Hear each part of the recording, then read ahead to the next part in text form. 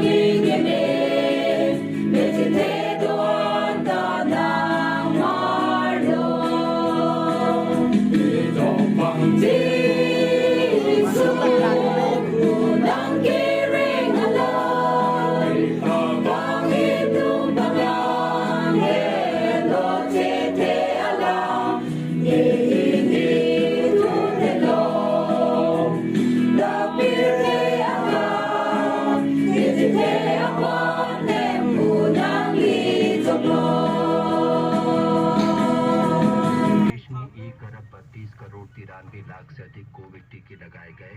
स्वस्थ होने की दर 98.36%। केंद्र ने राज्यों और केंद्र शासित उच्च दर वाले जिलों में प्रतिबंध लगाने को कहा। Ini ke nuju. भारतीय विज्ञान अनुसंधान परिषद के वरिष्ठ Jiwang sedang program jiwang. Doctor Vishwajit नॉन के हेमदाम मोटाटोकी ने 2 घंटे में ओमिक्रॉन वेरिएंट का पता लगाने वाली किट तैयार की।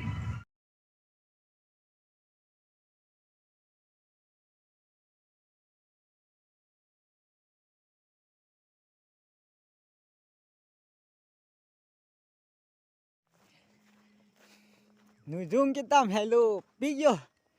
Non ke hem ka chu boy thulo. Ni tum ke tak tuar ke sang lo yo. Awling ka chong hong, awling ka ching hong.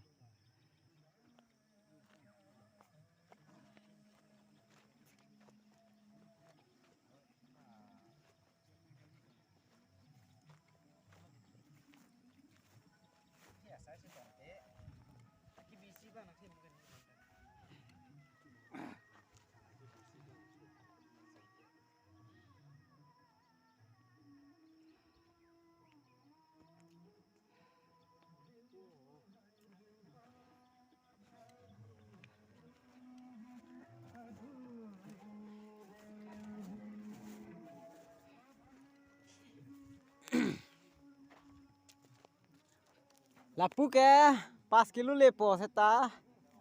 Pu pensi ni tum ke hat let po 5 kilo.